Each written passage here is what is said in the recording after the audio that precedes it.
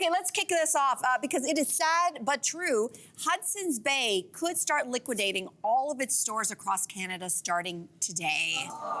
Yeah, putting more than 9,000 jobs at risk.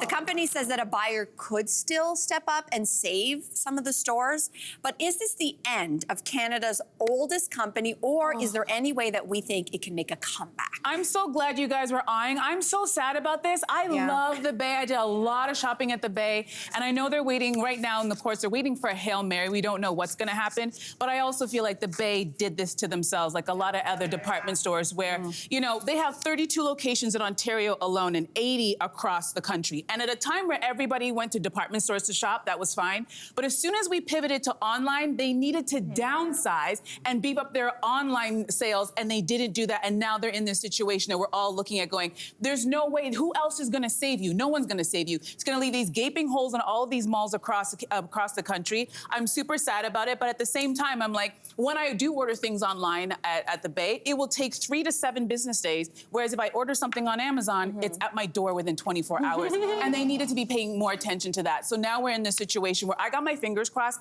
Hopefully they will just downsize and we have a great location down the street here in Toronto. Hopefully they'll keep that building because it's a historic building. But again, these companies, too many of these Eatons, remember Eatons, Simpsons, all of these stores do it to themselves. Too many locations, you need to downsize. So here we are. What do you think, Sipa? And I think in terms of them surviving, maybe digital is the play, but in that sense, they haven't spent enough time developing that. But for me, in terms of like brick and mortar stores, I hope that it's not the end of this. Like Forever 21, for example, one of my favorite stores.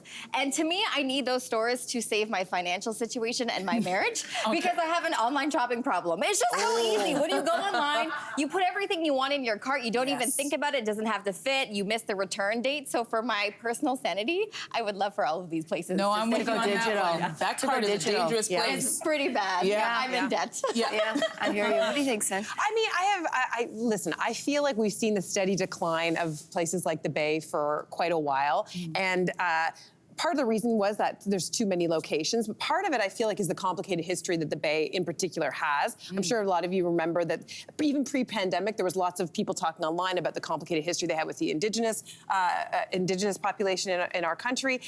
Having said that, it's an interesting time for this right now because we've had this push to Canada first. Now, they had products that were from all around the world, but I wonder if there is a chance here to tap into our sense of kind of national pride that they could capitalize on if they do it correctly. It's got to be deft. I also think for these big department stores, they tap into my nostalgia. But like, when was the last time you walked in and shopped at a Bay? Right? Last week. Okay, you did. Okay, so great.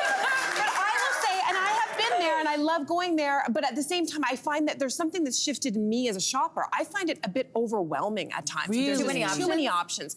And I wonder if, to keep with the times, how about this? How would you feel if you walked into a department store and it was curated, but then there were also options for, like, let's say, a place you could drop off your kids, or a place where you could actually go and get a massage. Like, I wonder if department stores need to tap into the urge that we have, which is experiential, and we don't have a lot of time. Whereas before, it was like moms would go there and they'd get something for the home and something for their house and their dress and all that. Now we've shifted as consumers, and I think that these department stores need to keep up with the times. Yeah, I think it's about the experience of shopping, but I also think that it's an identity crisis. I love the idea of leading into Canadiana, even though Hudson's Bay is owned by an American private investment firm. Having said that, yes, I didn't know it's actually American owned. And having said that, which is problematic. Well, it just throws everything I just said out the window. But they can pivot. You know, you bring up the complicated history with Indigenous people. I think that, now this is drastic, because do I think it's over? No, but they have to do something so drastic that I don't know that anybody at a private investment firm in America based in New York City has the guts for. And I think you can do a couple of things.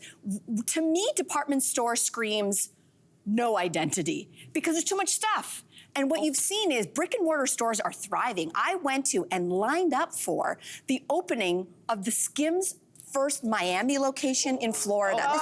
This was last year or whatever, right? And you can go, but I know what the identity is of that brand. It's the brand. It's you are connected with Kim Kardashian, what she stands for better or for worse. I don't know that if you want to lean into identity, what is the Bay? What is Hudson's Bay? And if you want meandering from floor to floor. No, I don't know. Here's what collecting points. When you asked earlier, good times. It is, but I think our shopping habits have changed. To your point, our habits have changed. Yeah. What do I think of immediately? If someone says brand recognition, what do you think of? I think of the striped blankets. I think of all of the iconic. They need to lean into what they know and do best. So I would say pivot, but do it with a twist. You're going to pivot. You're going to focus in and go, you know what? Maybe this is part of reconciliation with Indigenous communities. Maybe we create our own smaller, much smaller, specifically Hudson's Bay store. We sell all of our own things with all of our branding, and we also collaborate with Indigenous creators and designers. And that is how you start to mend your history. I would buy that stuff. But you bring up a good point that also they have failed at. Their marketing has not been very strong, and that's another big problem. They need to call us. But we are expensive. Hey, you, come a bit closer. We've got so many more must-see interviews, spicy debates, lifestyle tips, and pop culture moments. So subscribe to our channel by tapping the logo below and don't miss out.